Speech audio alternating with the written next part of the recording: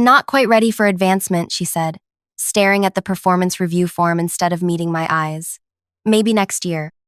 The words hit me like a physical weight pressing on my chest. I couldn't breathe for a moment. 347 nights I'd stayed past 9. 128 weekends sacrificed.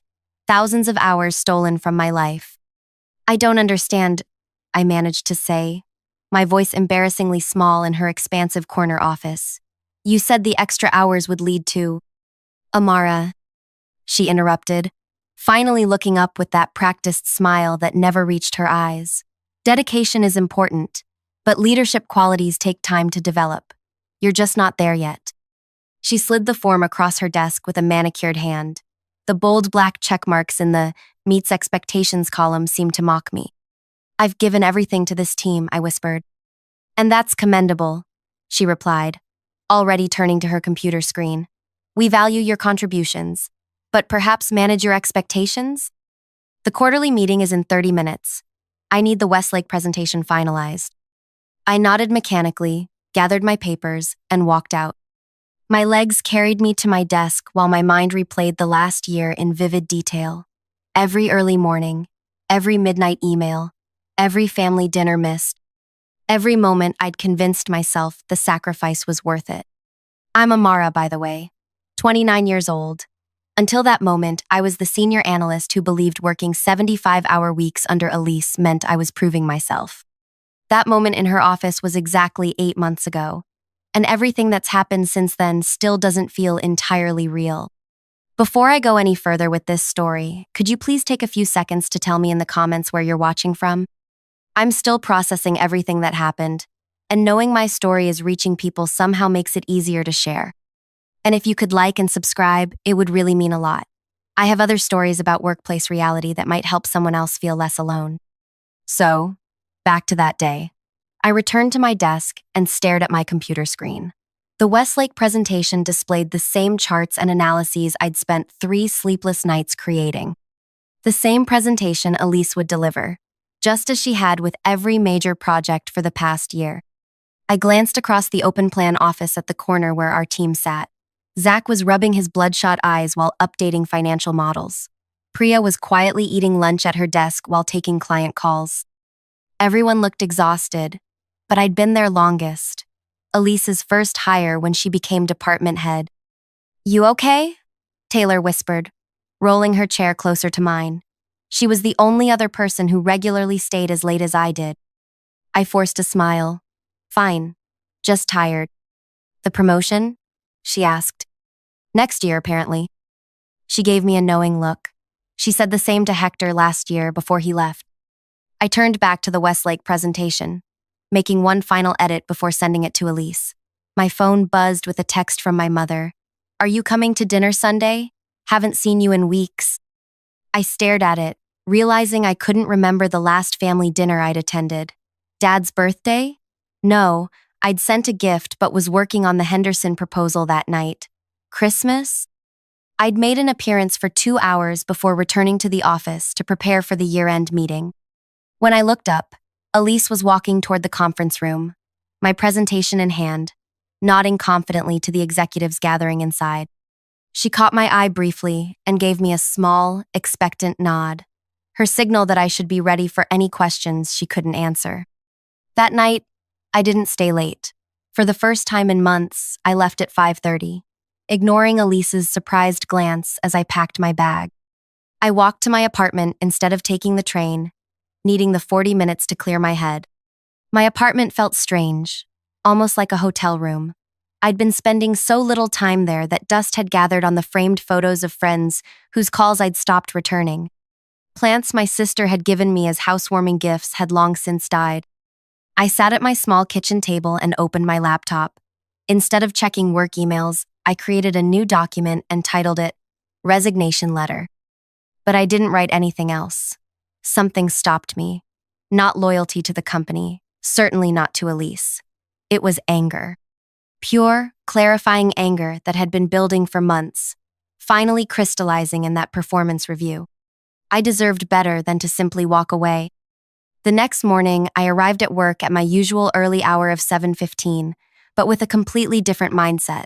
Where I had once seen dedication, I now recognized exploitation. Where I had seen opportunity, I now saw manipulation. Elise arrived at 9:30, as she always did. The Decker report needs to be completely revised, she announced, dropping a folder on my desk. They moved the timeline up. Need it by tomorrow. I'll get started right away, I replied, with the same eager tone I'd always used.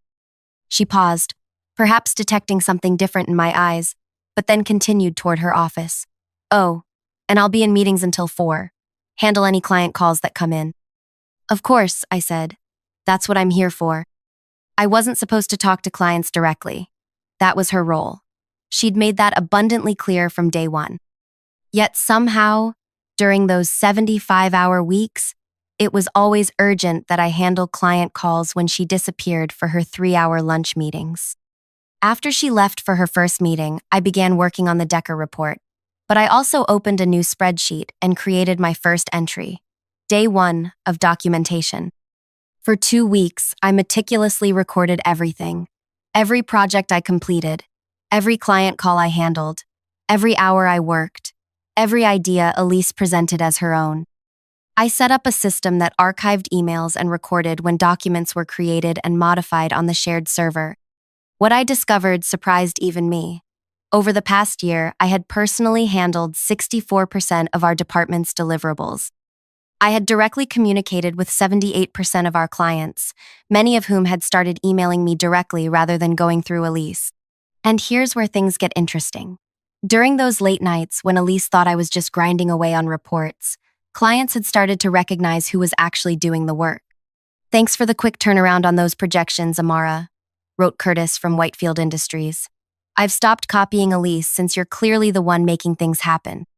Your analysis on the market expansion was exactly what our board needed, Nadine from Arvon Ventures had written. If you ever consider a change, we should talk. I'd never responded to these subtle offers, believing my loyalty would eventually be rewarded. What a joke that seems like now. 3 weeks after my performance review, Elise called me into her office again. The executive team was impressed with the Westlake presentation, she said, smiling. They specifically mentioned the market segmentation approach, the one I'd created at 2 a.m. on a Sunday while she was posting vacation photos from her weekend getaway. That's great to hear, I replied. I mentioned you helped compile some of the data, she added, as if offering a generous acknowledgement. I just nodded, my face neutral while my documentation spreadsheet grew by another entry. There's a new client coming in next week, she continued. Very important potential account. I need you to prepare a comprehensive proposal by Monday. That's 4 days from now, I noted. Will you be available to discuss the approach before I get started? Her smile tightened. I'm afraid I'll be at the leadership retreat until Tuesday, but I trust your capabilities, Amara. That's why I give you these opportunities. Opportunities. As if 75-hour weeks were a gift rather than theft. I understand, I said. I'll make it happen. The new client was Meridel Systems, a rapidly growing tech company that would significantly increase our department's revenue. I spent the entire weekend developing the proposal, researching their business model, crafting tailored strategies. I skipped my cousin's wedding to finish it. On Monday morning, I sent the finished proposal to Elise's email, knowing she wouldn't see it until she returned from her retreat. Then I made an unusual decision. I forwarded a copy to my personal email as well. By this point, my documentation had grown extensive. I had spreadsheets, tracking projects, client communications, hours worked, and ideas presented. I had archived emails showing my work and Elise's subsequent presentations. I even had recordings of conference calls where clients specifically asked for me rather than Elise. What I didn't have yet was a plan. That changed the following week when Jordan, the director of Meridel Systems, called the office asking for me specifically. Amara speaking, I answered, surprised to receive a direct call. Amara, this is Jordan from Meridel. I wanted to personally thank you for the proposal you put together. It's exactly what we've been looking for. I hesitated, glancing toward Elise's empty office. I appreciate that, but I should mention that our team— No need for modesty, Jordan interrupted. Elise explained that you were the architect behind the strategy. She spoke very highly of your capabilities. I nearly dropped the phone. Elise had taken credit for my work countless times, but this was the first time she'd done the opposite, giving me credit for something she should have claimed as a team effort. That's good to hear, I managed to reply. Actually, that's not the only reason I'm calling, Jordan continued. We've been impressed with your approach.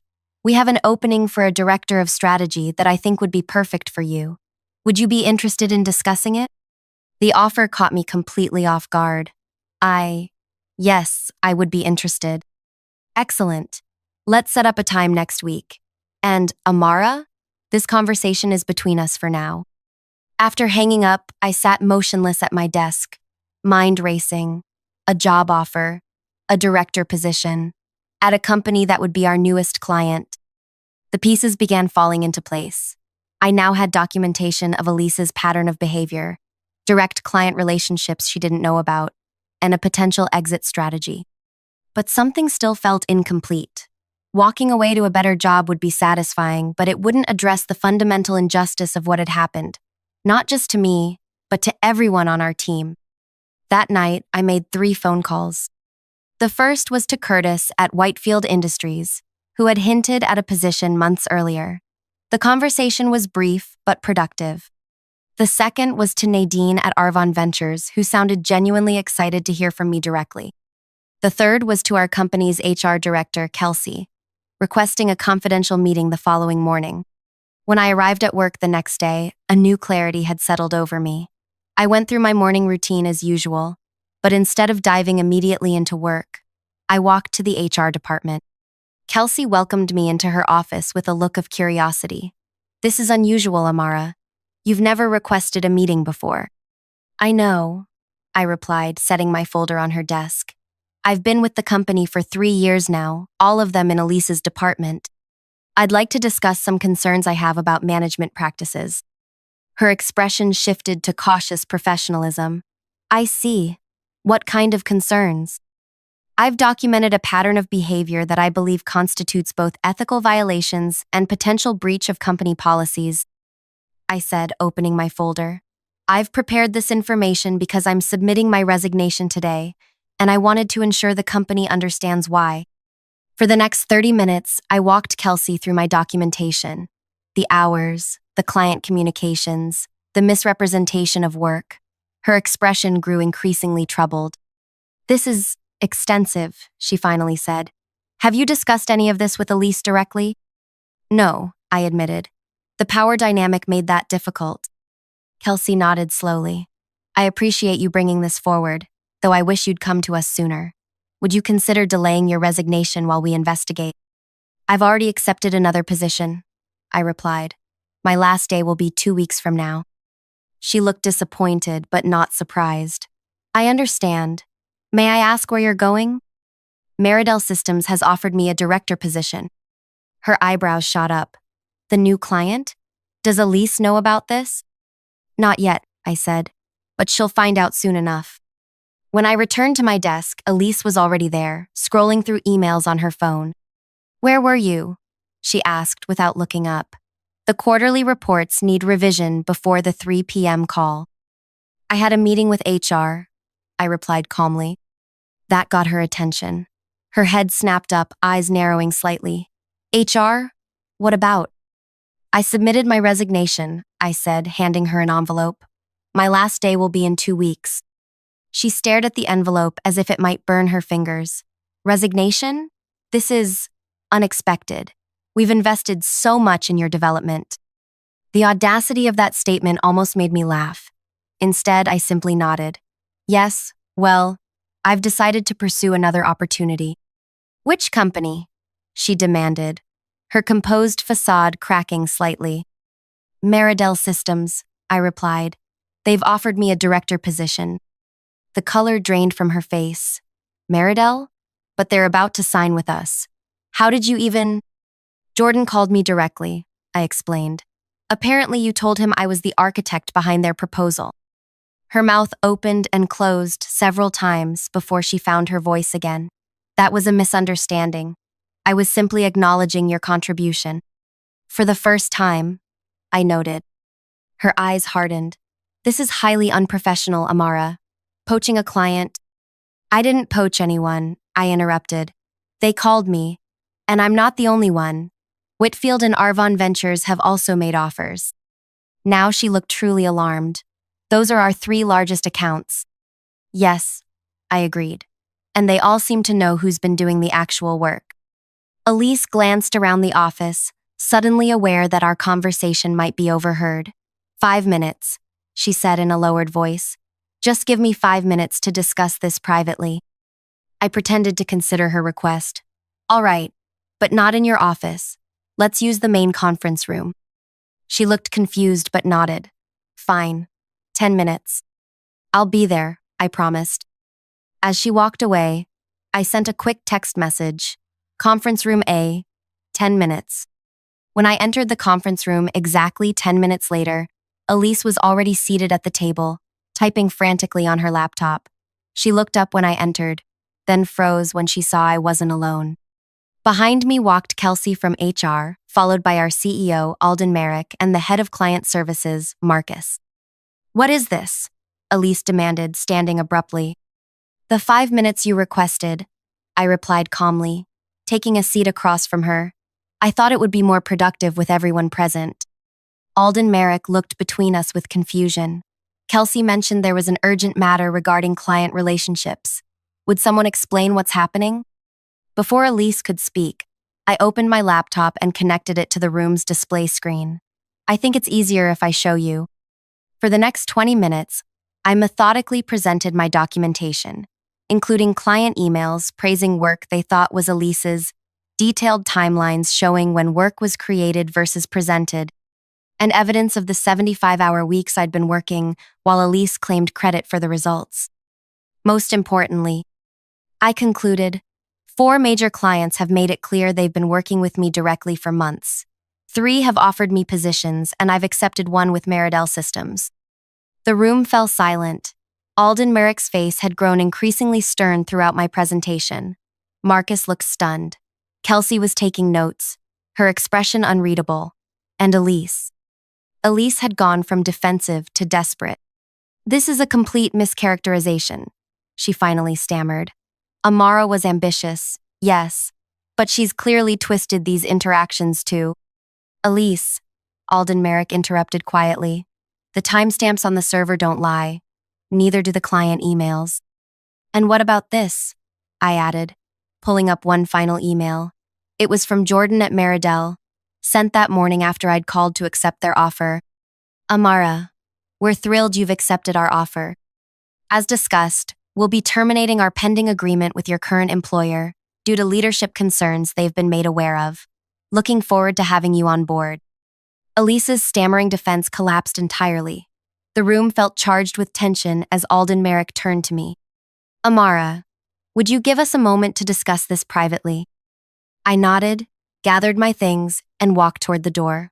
As I reached for the handle, Alden Merrick spoke again. And Amara, please don't leave the building. I'd like to speak with you afterward. I returned to my desk, where the team pretended not to notice the unusual meeting that had just occurred. 30 minutes later, my phone buzzed with a message from Alden Merrick's assistant. Mr. Alden Merrick would like to see you in his office.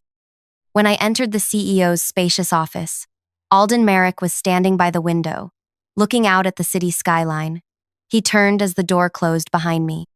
Please, sit down, he said, gesturing to the chair across from his desk. I took a seat, waiting for him to speak first. I want to apologize, he began, which was not what I expected. What happened to you should never have occurred in this company.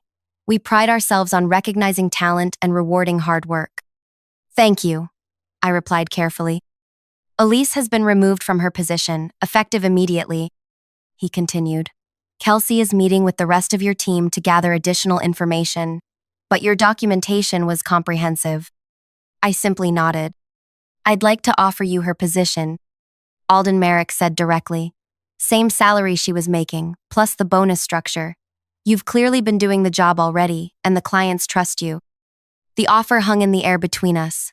6 months ago, I would have jumped at this opportunity. Now, it felt hollow. I appreciate the offer, I said carefully, but I've already accepted the position with Meridel.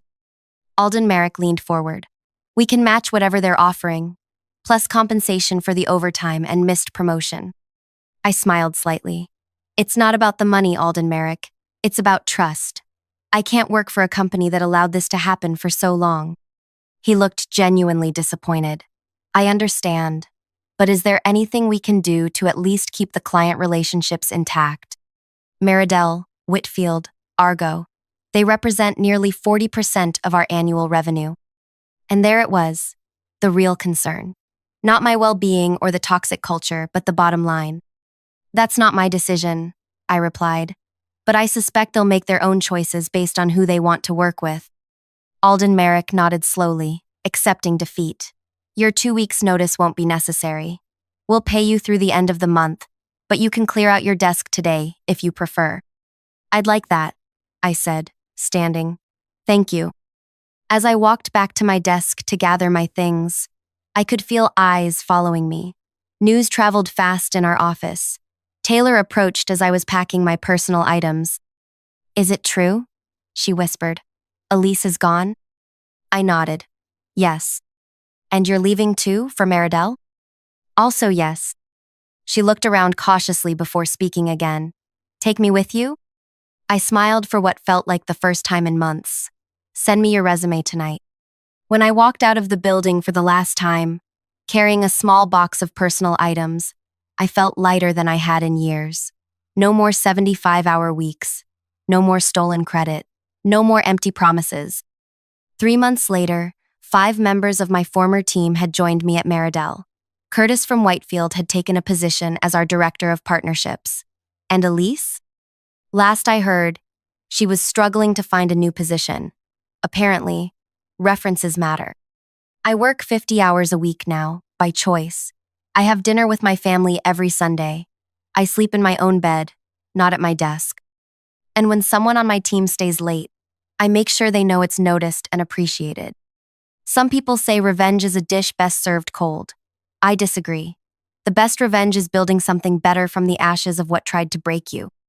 If you're watching this and recognizing your own Elise, remember, documentation is power. Your work has value. And sometimes, walking away is the strongest statement you can make. If my story resonated with you, please like this video and subscribe for more, and leave a comment letting me know if you've ever had an Elise in your life and how you handled it. No one should have to work 75 hours a week for a promotion that never comes. I didn't expect my story to get this far, to be honest. When I first walked out of that building 3 months ago, part of me was terrified. Switching careers is scary enough. Switching after burning bridges with a supervisor like Elise felt like jumping off a cliff without checking if there was water below. The morning after I left, I woke up at 5:30 a.m. out of habit, heart racing with phantom anxiety about reports due and emails unanswered. I actually reached for my phone before remembering I didn't work there anymore. For the first time in over a year, I went back to sleep. When I started at Meridel the following week, I half expected to walk into another version of the same nightmare-different building, same toxic culture.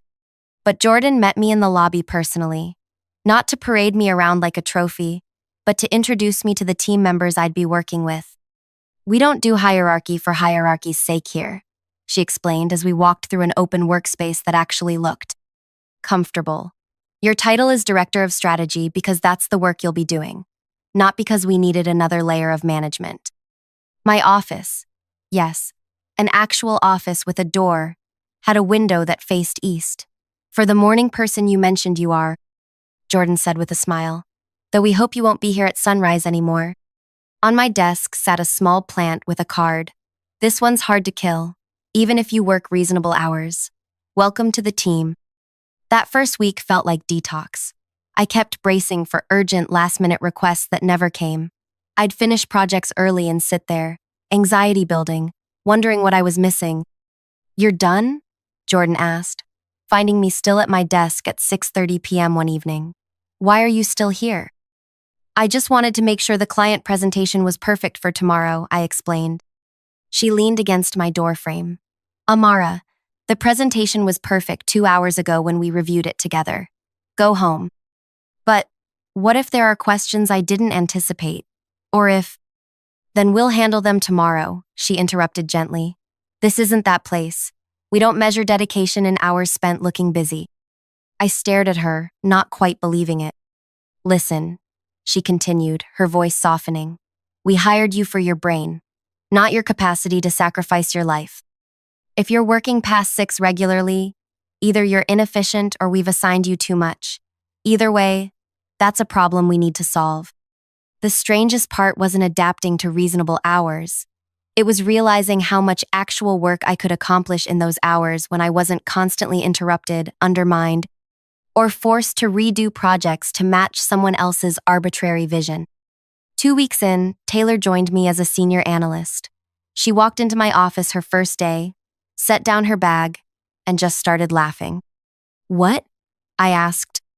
This morning I woke up with a stress headache out of habit, she said, wiping her eyes. And then I remembered I don't work for Elise anymore. It felt like being released from prison. Over the next month, 3 more team members followed. Each time, Jordan asked for my input on where they'd fit best. Each time, I recommended them based on their actual skills, not their willingness to sacrifice nights and weekends. You're probably wondering what happened back at my old company. I wish I could say I didn't care, but that would be a lie.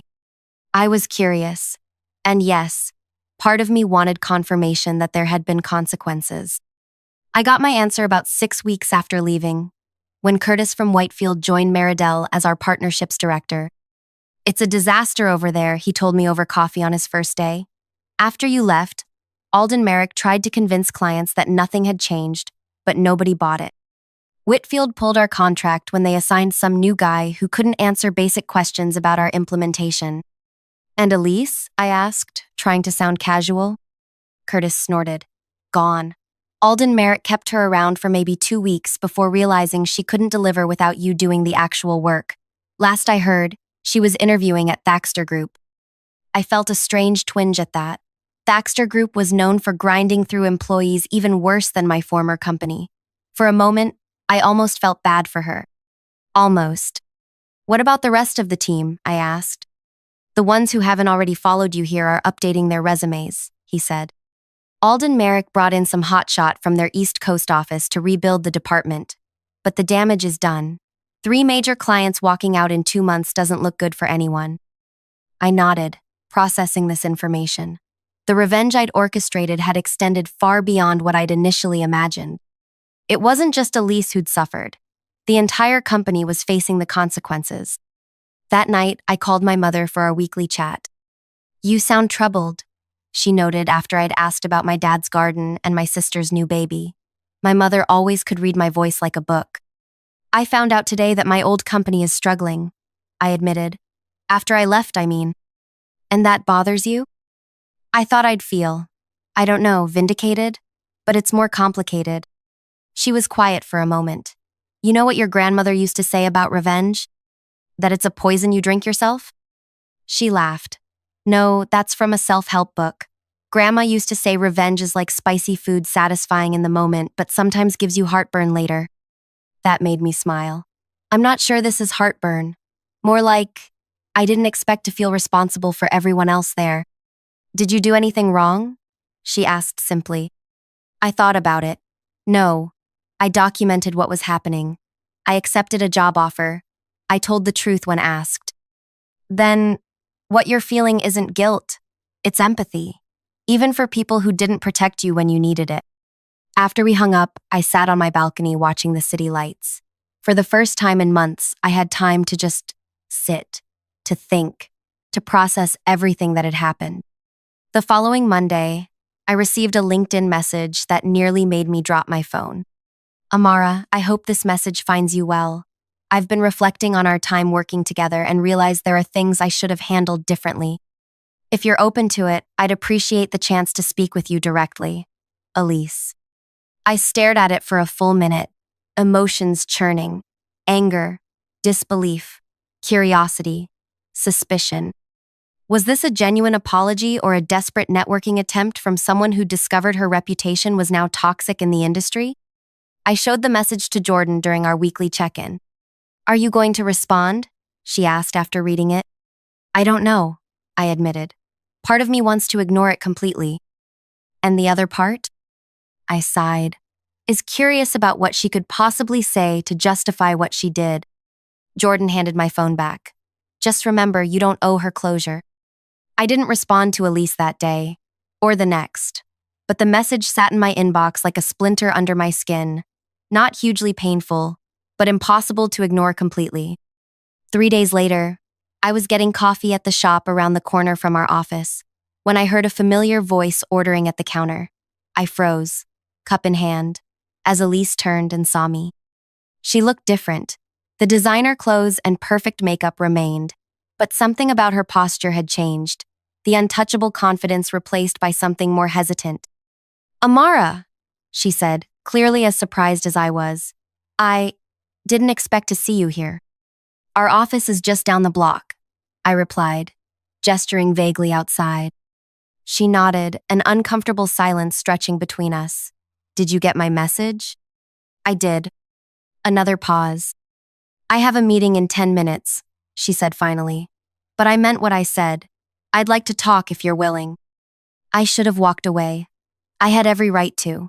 But curiosity won out. I have 15 minutes now, I said, nodding toward an empty table by the window. We sat across from each other, steam rising from our cups.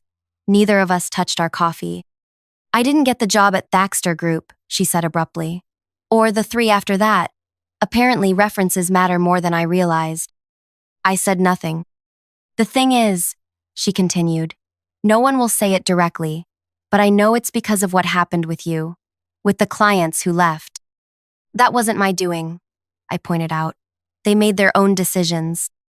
Based on relationships you built while working for me, she countered, then immediately seemed to regret her tone. Sorry, that's not. I'm not here to blame you. Then why are you here? She looked down at her untouched coffee. I've had a lot of time to think about how I managed the team, about how I treated you specifically. I waited. I was promoted too quickly, she said quietly. I wasn't ready. Everyone above me had impossible expectations, and I didn't know how to meet them without pushing those beneath me even harder. You didn't just push, I replied evenly. You took credit for work you didn't do. You lied to clients. You promised promotions you never intended to deliver. She flinched but didn't deny it. Yes. The simple admission caught me off guard. When everything fell apart, she continued, Alden Merrick made it very clear that I was the problem. Not you, not the clients, not the company structure. Me. And you disagree? I asked. I did at first. It was easier to blame you for being overly ambitious or the clients for being demanding. She met my eyes directly for the first time. But no, I don't disagree anymore. I built my success on your sacrifice. And when you stopped sacrificing, everything collapsed. I took a sip of my coffee, unsure how to respond to this unexpected honesty. I'm not asking for forgiveness, she added, or for help finding a new position. I needed you to know that I understand what I did wrong. My 15 minutes were nearly up, and I needed to get back to the office. As I gathered my things, I finally asked the question that had been bothering me since I left. Why me, Elise? You had 5 people on the team. Why was I the one working 75-hour weeks? She looked surprised by the question. Because you were the only one who could handle it. The only one smart enough to do the work and dedicated enough to put up with the hours. You were, she hesitated. You were the only one like me. I stood, processing her words. That's where you're wrong. I'm nothing like you. I never was. As I walked back to the office, her words echoed in my head. The only one like me. Had she seen herself in me? Some younger version before ambition curdled into exploitation? I'll never know if Elise truly changed after our conversation. Last I heard, she'd taken a position at a smaller firm, starting several rungs lower than her previous role. Sometimes I wonder if she's making someone else work 75-hour weeks with empty promises of advancement. But that's not my problem anymore. It's been 8 months now since I walked out of that toxic environment. Meridel is thriving, partly because we've brought in talent that was undervalued elsewhere. I have a team of 12 people now, And not one of them works weekends, unless it's truly exceptional circumstances. And when they do, they get compensated properly for it. I have a life again. I attended my niece's birthday last month. I joined a hiking group that meets every Saturday. I'm dating someone who understands that I need to finish this report. Doesn't mean I'll be working until midnight. Yesterday, Alden Merrick reached out through a mutual connection, hinting that they'd like to discuss partnership opportunities between our companies. I politely declined the introduction. Some bridges aren't meant to be rebuilt. The most valuable lesson from all of this wasn't about revenge. It was about worth. About recognizing that no job should consume your life, that no promotion is worth your health, your relationships, your dignity. If you're watching this and nodding along because you recognize your own Elise, your own 75-hour weeks with promises that never materialize, please hear me. Documentation is your friend, but the courage to walk away is your superpower. You don't have to orchestrate an elaborate exit like I did. Sometimes the simplest act of self-respect is updating your resume and declining that 11 p.m. call. Your work matters. Your time matters. And no supervisor, no company, no client has the right to convince you otherwise. If my story helped you in any way, please hit that like button and subscribe. Share this with someone who might need to hear it. And let me know in the comments if you've ever had to walk away from a toxic job or if you're thinking about it now.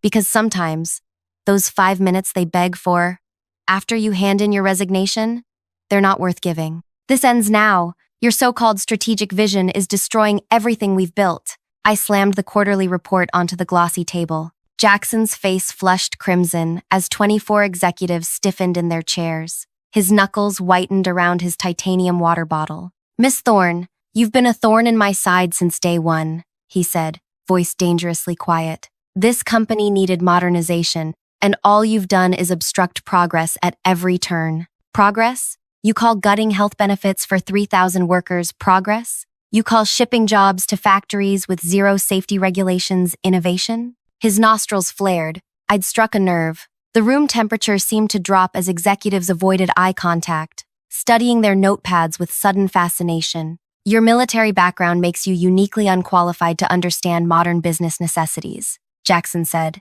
standing to his full height. "The board selected me because I deliver results. Perhaps in your world of following orders and rigid hierarchies, you never learned how real businesses operate." The words stung more than I let show. 6 months of watching this man dismantle a 70-year legacy had pushed me past my breaking point. "Those real business tactics include the $3.4 million you've allocated for executive retreats while canceling retirement contributions?" I asked, opening another folder. Jackson's eye twitched. "Where did you get those figures?" "The same place I found documentation of your plans to remove the Harrington name from all products and facilities." His face transformed into something ugly. "You've accessed confidential materials. That's grounds for immediate dismissal." He pressed the intercom. "Security to the main boardroom. Now." 2 uniformed officers entered within seconds. Standard procedure for removals. I'd seen 3 executives escorted out during Jackson's brief tenure. But something unexpected happened. The officers looked at me,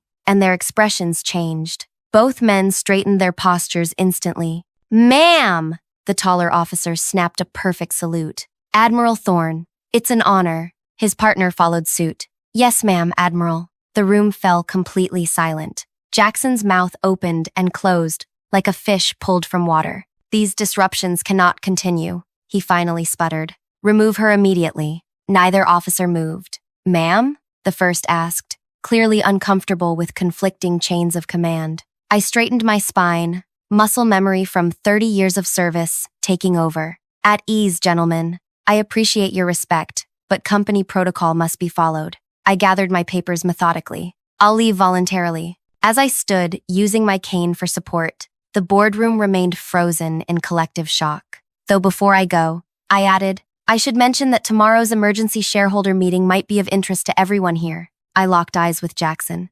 "Especially you." His face drained of color as I limped toward the door, the officers stepping aside with subtle nods of respect. "This is ridiculous," Jackson sputtered. "What shareholder meeting? On whose authority?" I paused at the threshold. "Mine. If you're still with me through this tense standoff, please show your support with a like or subscribe. The story of how I ended up in this corporate battleground and what happens next gets much more intense from here. My name is Rita Thorne. For 30 years, I served in the United States Navy, climbing ranks through dedication and strategic thinking until I earned my Rear Admiral stars. I never expected to trade my uniform for business attire, especially not with my damaged leg and the nightmares that followed my last classified operation. The manufacturing company where this confrontation occurred was founded by my grandfather, Edwin Harrington, who built it from a small workshop into an industry leader. His portrait still hung in the lobby. For now, Jackson had scheduled its removal next month, along with every other trace of our family legacy. When I returned from overseas 3 years ago, my plan was simple: recover from my injuries, adjust to civilian life, and find purpose beyond military service. My cousin Patrick, who had been CEO for 15 years, suggested I join the board. "Keep it in the family," he'd said. I agreed on one condition: nobody would know my relation to Edwin. I wanted to earn respect, not inherit it. For 2 years, I served quietly, learning the business while Patrick maintained the company values. Then came his diagnosis: pancreatic cancer, stage 4. Within months, he was gone. The board, pressured by activist investors demanding higher returns, hired Jackson Webb, a darling of the business press known for aggressive restructuring of underperforming companies. His first day, he announced his vision: streamline operations, maximize shareholder value, and bring this company into the modern era. Translation: slash, costs, pump stock price, cash out. I limped to my office after the boardroom confrontation, my hand trembling slightly as I closed the door. The pain in my leg always intensified under stress. The titanium pins holding my femur together seemed to burn whenever I pushed myself too hard. My phone buzzed. A text from Linnea in Human Resources. "He's closing the Employee Child Care Center. Effective immediately." The child care center my grandfather had opened in 1977, believing working parents deserved peace of mind. The center that had cared for over 3 generations of employees' children. I sank into my chair, memories flooding back. The day my grandfather showed me the factory floor, when I was 7, how he knew every employee by name, how he'd established the first retirement plan in the industry when competitors offered nothing. "Business isn't just about products," he'd told me. "It's about people." My office phone rang. Trevor from legal.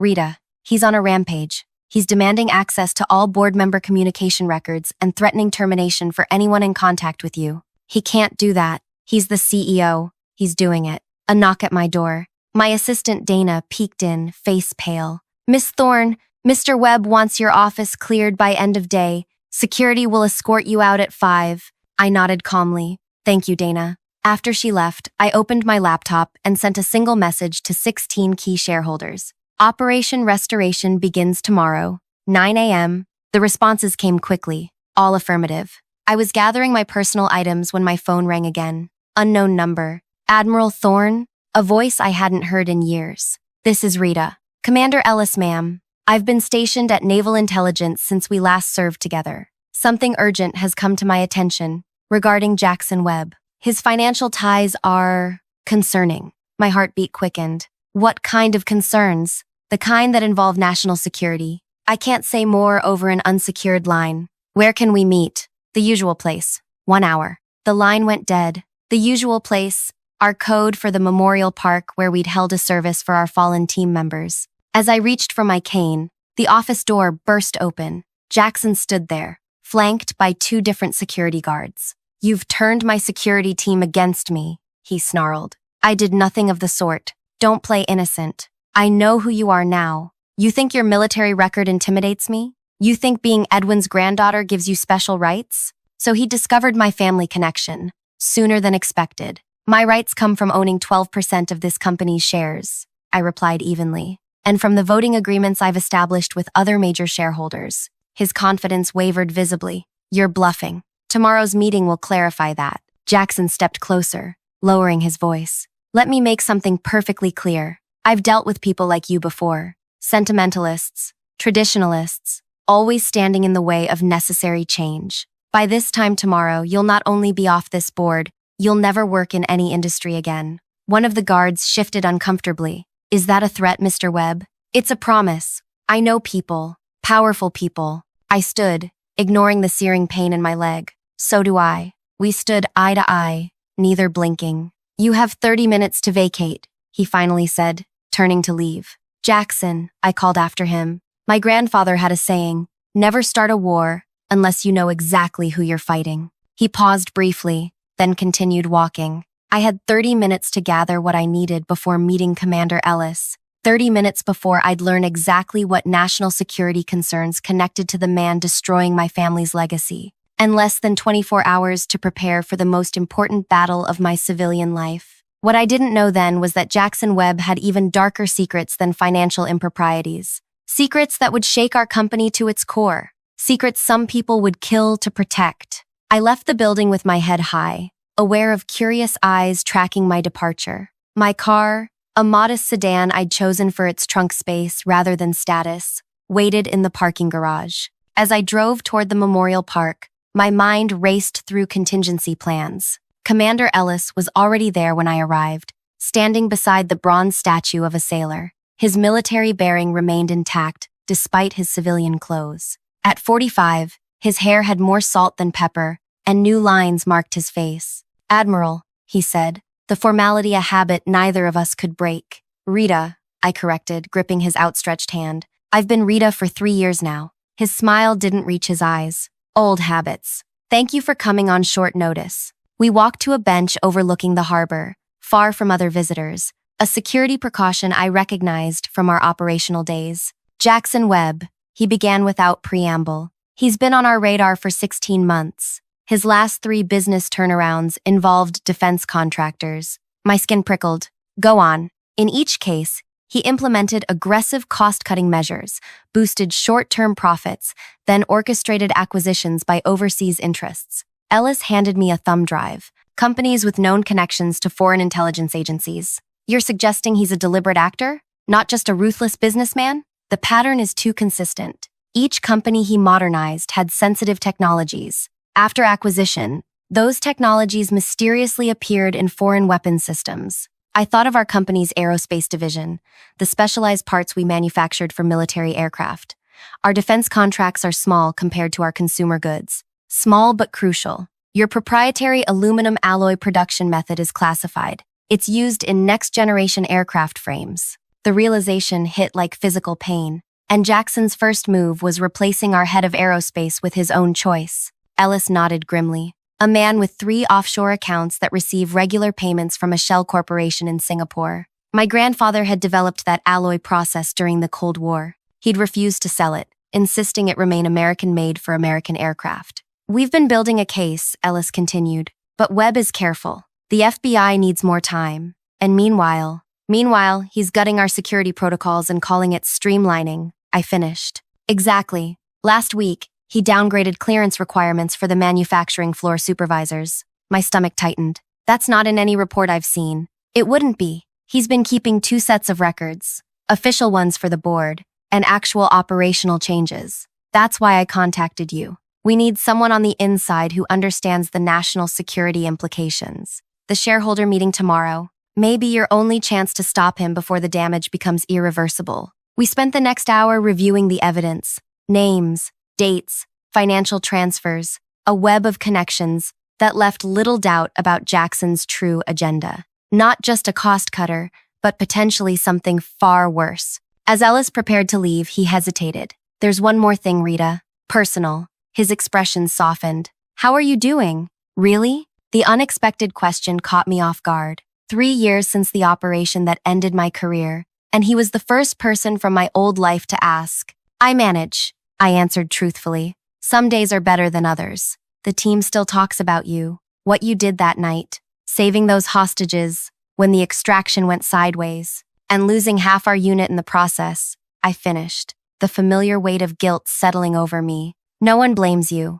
The intelligence was bad. We walked into an ambush. The memories flashed unbidden. The firefight, the explosion, waking up in a field hospital with a shattered leg, and the knowledge that 6 good people weren't coming home. I appreciate the sentiment, I said, my tone, making it clear the subject was closed. Ellis respected the boundary. With a final handshake, he left me alone with the weight of 2 crises, one from my past, one unfolding in real time.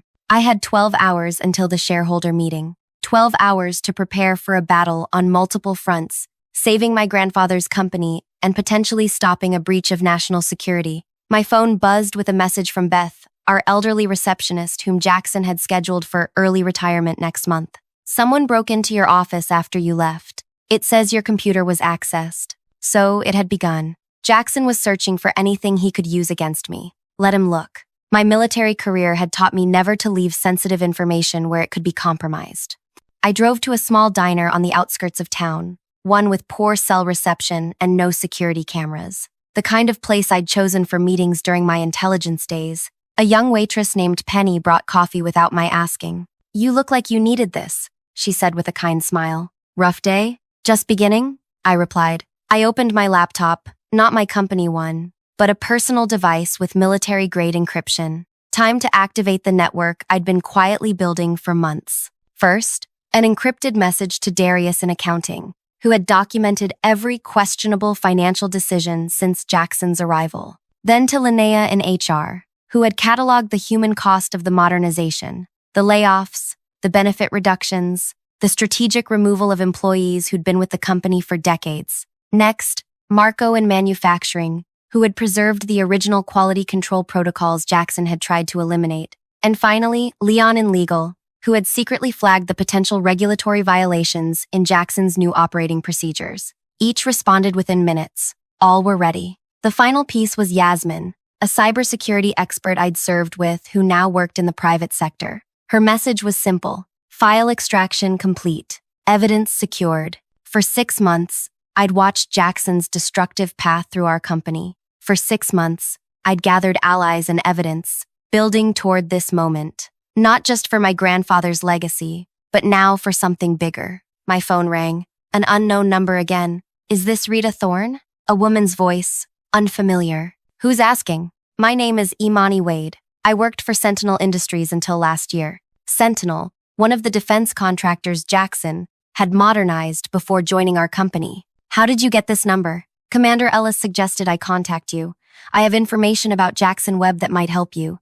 Information I was too afraid to share until now." "I'm listening." "Not over the phone. Can we meet?" We arranged to meet at the diner in 30 minutes. I used the time to review the files from Ellis, looking for any mention of Imani Wade. Nothing. Either an oversight or deliberate omission. The diner door opened, and a woman entered, mid-30s, with watchful eyes that scanned the room before settling on me. She walked with purpose, sliding into the booth across from me. "Miss Thorne?" Her voice matched the phone. "Call me Rita." She nodded, hands clasped tightly on the table. "I was senior project manager at Sentinel, Specialized Components Division, until Jackson Webb arrived." "Yes," bitterness tinged her voice. "He called it strategic reorganization. Within 6 months, half our team was gone, replaced with people who asked too few questions about security protocols. What happened? Strange visitors. Restricted areas suddenly accessible to new hires with minimal background checks. When I raised concerns,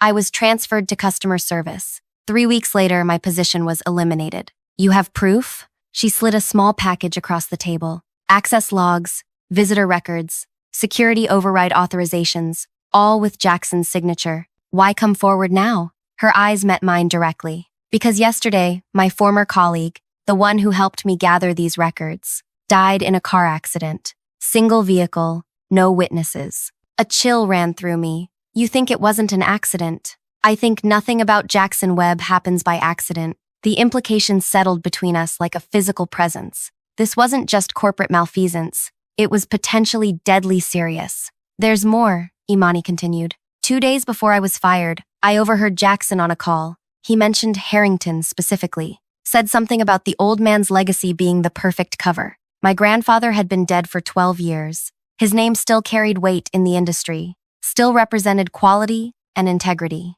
"You think our company was targeted specifically, not just an opportunity?" "I think Jackson Webb has a particular interest in your family's business. And based on what happened at Sentinel, that's dangerous for everyone involved." As Imani shared more details, a clearer picture emerged. Jackson wasn't just dismantling our company's culture. He was systematically removing security barriers around our most sensitive technologies. We were nearly finished when the diner door opened again.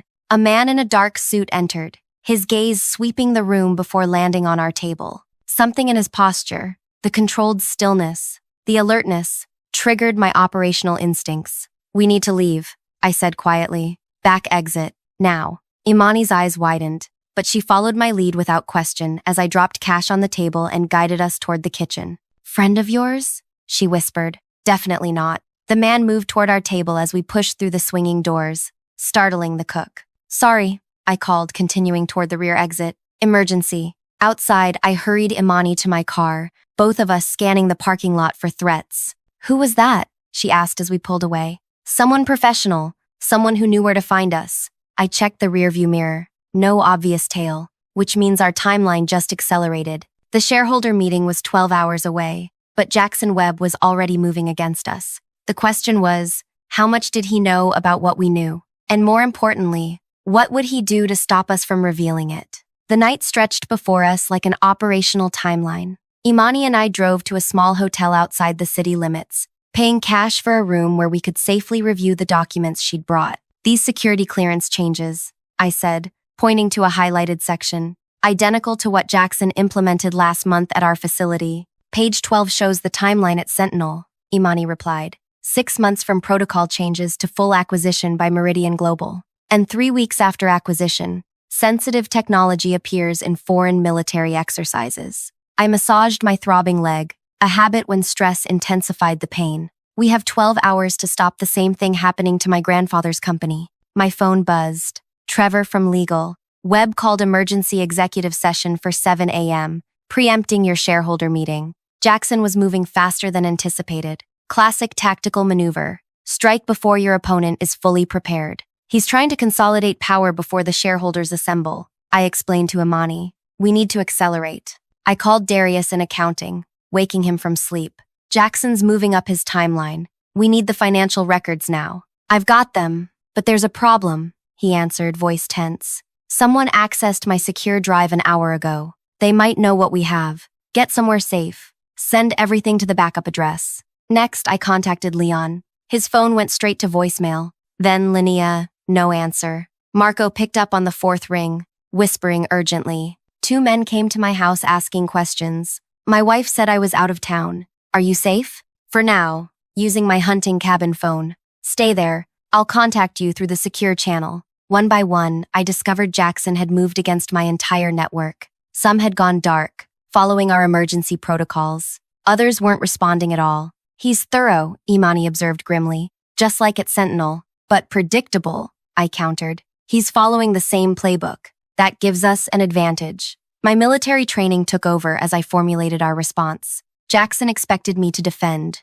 Instead, we would attack. He expected me to protect my network. Instead, I would activate my reserve forces. People he didn't know were connected to me. I called Yasmin, our cybersecurity expert. "Time for Plan Omega." "Already initiated," she replied. "Remote archives activated. Dead man switches set. If anything happens to any of us, everything goes public automatically." Next, I contacted Ellis. "Jackson's moving. He's identified some of my team. We suspected he might. That's why I held back certain information." Ellis paused. "There's someone you need to meet. Now, the harbor warehouse. 20 minutes." The old warehouse had been a naval supply depot during World War II. Now mostly abandoned, it stood as a hulking shadow against the night sky when we arrived. Ellis waited by a side entrance, accompanied by a slim woman with silver-streaked hair. "Rita, this is Director Chen from Justice Department. Special Investigations." We shook hands, her grip firm and assessing.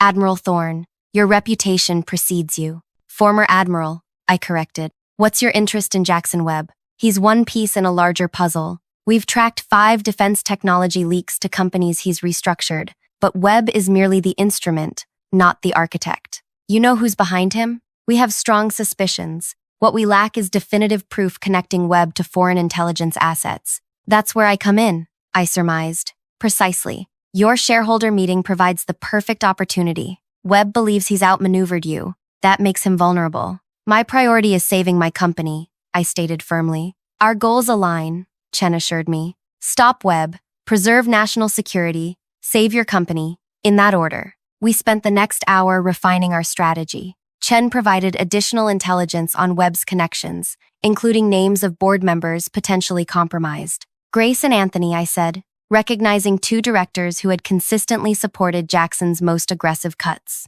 They always vote as a block with him. Both have received substantial payments through the same shell company structure Webb uses, Chen confirmed. By 3 a.m., our plan was set. Ellis would coordinate with trusted security personnel. Chen would position federal agents discreetly around the building. Yasmin would monitor communications and be prepared to lock down digital systems. I would confront Jackson directly, the visible threat he expected, while the real operation unfolded behind the scenes. At 4 a.m., I returned to my apartment to shower and change. My dress uniform hung in the closet, untouched for 3 years. For a moment, I considered wearing it to the meeting, a symbolic statement of authority. Instead, I chose a simple charcoal suit. This wasn't about my military career. It was about my grandfather's legacy. As I fastened the small gold pin he'd given me on my graduation day, a miniature version of the company logo, my phone rang. Unknown number. Rita Thorne. Admiral. The voice was distorted.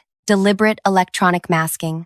I believe we have mutual interests regarding Jackson Webb. Who is this? Someone who knows Webb's real purpose at Harrington Manufacturing. Someone who knows what happened to your team 3 years ago wasn't an accident. My hand froze on the pin. Explain. The intelligence failure that led to your team's ambush. It came through channels Webb's associates controlled. Your retirement was convenient for certain interests. Cold fury rose within me. You're claiming my injury and the deaths of my team members were engineered to remove me from service? I'm saying patterns exist for those willing to see them. Webb specializes in removing obstacles, sometimes corporate obstacles, sometimes military ones. You have proof? Bring down Webb today, and proof will find its way to you. Fail, and certain documents regarding your final mission disappear forever. The line went dead. I stood motionless, mind racing through implications. If true, this connected everything: my military career, my grandfather's company, Jackson's appointment as CEO. Not coincidence, but calculation. I arrived at company headquarters at 6:15 a.m., earlier than expected. The lobby was quiet except for Beth at reception, whose surprised expression quickly turned to relief. Miss Thorne, they said you'd been terminated. Reports of my professional death are greatly exaggerated, I replied with a wink. Beth leaned forward conspiratorially. The executive session starts in 45 minutes. Mr. Webb has security posted at the boardroom doors. Any idea who's attending? The usual allies, Grace, Anthony, plus 3 directors who arrived from the airport an hour ago. They went straight to his office. Reinforcements. Jackson was consolidating support. Thank you, Beth. I headed toward the elevator but stopped. One more thing. Is Walter still handling building maintenance? Yes. 35 years next month. If Jackson has his way, Walter's last day is Friday. Walter, who had taught me to fish when I was 10, who had attended my commissioning ceremony, who knew every inch of this building. I found him in the maintenance room, surprised but delighted to see me. Little Rita, they said you were gone for good. Not quite yet. I explained what I needed. His weathered face grew serious as he nodded. Those access tunnels haven't been used in decades. Your grandfather had them built during the Cold War. Bomb shelter. Paranoia, he called it. But they'll get you where you need to go. At 6:55 a.m., while Jackson and his allies gathered in the boardroom, I was beneath it, following Walter through narrow utility corridors. We emerged through a maintenance panel into a small observation room connected to the boardroom by a one-way glass window, my grandfather's private viewing area for board meetings. He liked to watch discussions without influencing them, Walter explained. Said he learned more about people when they didn't know he was listening. Through the glass, I could see Jackson gesturing emphatically to 7 board members. His voice came through clearly thanks to the room's audio system. Undeniable evidence that Rita Thorne has accessed confidential documents with intent to damage this company. She's colluding with outside interests to block our acquisition by Meridian Global. This acquisition was never approved by the full board, objected Director Patel, one of the few who had consistently questioned Jackson's methods. The preliminary agreement is standard procedure, Jackson countered smoothly. The terms are extremely favorable to shareholders. And what happens to our defense contracts under foreign ownership? Patel pressed. Properly structured subsidiaries will maintain all necessary clearances, Grace interjected. The legal framework is solid. I checked my watch. 7:05 a.m. 25 minutes until the shareholder meeting. I messaged Ellis, in position, executive session in progress, web pushing acquisition approval. His response came immediately. Federal team ready. Warrant secured. I contacted Yasmin next. Status? Systems prepped. Financial records transferred to secure server. Audio feeds active. Recording everything. The final piece activated. I took a deep breath and messaged Walter. Now. Seconds later, the boardroom lights flickered. The projector Jackson was using went dark. Emergency lighting activated. Part of Walter's controlled power redirection. Just a system glitch, Jackson assured the room, visibly annoyed. Continuing with the vote, the boardroom doors opened. 2 security officers entered, the same ones who had saluted me the day before.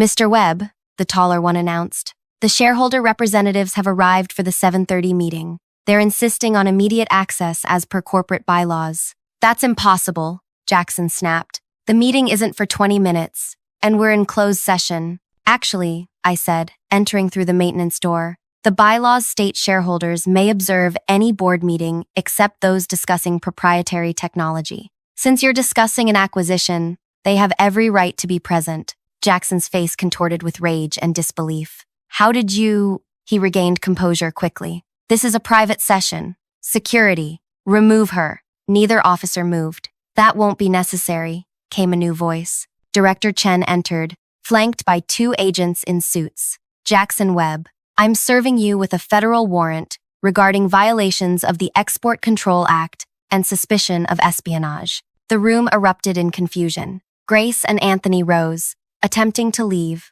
only to find additional agents at the doors. This is outrageous, Jackson sputtered. These accusations are completely unfounded. Are they? I approached the boardroom table, placing Imani's documents beside Jackson's presentation materials. These records show identical patterns at 3 different defense contractors. In each case, you implemented the same security downgrades, followed by acquisition by entities linked to foreign intelligence. Corporate restructuring follows predictable patterns, he countered. Similar problems require similar solutions, including solutions that compromise national security. I pressed a button on the conference system, and Yasmin's voice filled the room. Displaying financial transfers now. The screens reactivated, showing detailed transaction records, all payments from foreign entities to shell companies connected to Jackson, Grace, and Anthony. This is fabricated, Grace protested weakly. The Justice Department disagrees, Chen replied, as do the banking authorities in 3 countries who have been tracking these transactions. Jackson's eyes darted around the room, calculating odds, searching for escape routes. I recognized the look. I'd seen it in cornered operatives during my military career. Rita, he said, voice suddenly reasonable, conciliatory. Surely we can discuss this reasonably. There are aspects of these transactions you don't understand, national security implications that go beyond simple corporate governance. I understand perfectly, I replied. You were sent to dismantle my grandfather's company from within, to access our proprietary technology, to eliminate our defense capabilities. What I don't understand is why. Jackson laughed, a hollow sound. You really don't see it, do you? Your grandfather built more than a manufacturing company. He created a defensive technological framework that has protected American interests for decades. Breaking that framework opens vulnerabilities across the entire defense sector. And who benefits from those vulnerabilities? His smile was cold. Everyone who's been waiting for America's industrial advantage to falter. I've heard enough, Chen interjected. Mr. Webb, please stand. As agents moved to detain Jackson, he pressed something in his pocket. Suddenly, alarms blared throughout the building. Fire evacuation protocol, he announced calmly. In approximately 60 seconds, all electronic security systems will reset. All doors will unlock. Standard safety procedure. He'd planned this contingency, created chaos to cover an escape. Yasmin, I called urgently into my phone. Override fire protocols. Security lockdown. Working on it, her voice came through, strained. Someone's fighting me in the system. Jackson used the momentary confusion to lunge toward the private exit door. I moved to intercept, my damaged leg protesting sharply. We collided near the threshold, his momentum carrying us both into the corridor. You destroyed my career, I hissed, gripping his arm. You caused the deaths of my team members. His eyes widened in genuine surprise. Your career? You think this is about you personally? He laughed. Admiral, you were simply an obstacle to removing your grandfather's technological safeguards, an unfortunate casualty in a larger strategy. With a sudden movement, he twisted away, shoving me hard against the wall. Pain exploded through my leg as I fell. Jackson paused, looking down at me with something like pity. Your grandfather understood the global chessboard. Pity his granddaughter never developed the same strategic vision. He turned to flee and found himself facing my entire network. Darius from accounting, Linnea from HR, Marco from manufacturing, Trevor from legal. Dozens of employees lined the corridor, forming an impassable human barrier. These people, I said, rising painfully to my feet, are my grandfather's legacy. Not the buildings, not the technology, the community he built. Jackson backed away, turning to find Chen and her agents blocking his retreat. Jackson Webb, Chen announced formally, you're under arrest for conspiracy, industrial espionage, and violations of the Export Control Act. As agents led him away, the building's intercommunication system activated. Yasmin had regained control. Throughout the facility, employees heard my voice. This is Rita Thorne. As of this moment, by authority of the board of directors and majority shareholders, I am assuming the position of interim CEO. The acquisition has been terminated. All employee terminations are suspended pending review. We are reclaiming our company's future, together. 3 hours later, as federal agents continued gathering evidence, I sat in what had been Jackson's office, what had once been my grandfather's office. The portrait I'd insisted remain hung on the wall, his kind eyes seeming to approve. Director Chen entered without knocking. Cleanup is proceeding well. Webb is cooperating, hoping for leniency. Will he get it? That depends on how much he reveals about his handlers. She placed a flash drive on the desk. As promised, information about your final mission, the intelligence failure that cost your team their lives. I stared at the small device. Was it connected to all this? Read it and decide for yourself. She moved toward the door, then paused. By the way, we're recommending your company for a classified defense initiative. The country still needs your grandfather's innovations, and apparently, his granddaughter's leadership. After she left, I stood at the window, overlooking the manufacturing floor. Workers moved with renewed purpose. The news of Jackson's arrest and my appointment spreading rapidly. Walter had already removed the signs announcing the company's rebranding. The Harrington name would remain. I thought of my grandfather's words from long ago. Business isn't just about products, it's about people. I pressed the intercom. This is Rita. I'd like all department heads in the main conference room in 30 minutes. We have a company to rebuild. As I prepared for the meeting, I glanced again at my grandfather's portrait. We did it, I whispered. We protected your legacy. And somewhere, I imagined, he was smiling. If you enjoyed this story of justice and redemption, please hit that like button and subscribe for more powerful stories of people standing up for what's right. Let me know in the comments what you thought about Rita's journey from military leader to corporate savior. What would you have done in her position? Your support means everything as we continue sharing stories that matter.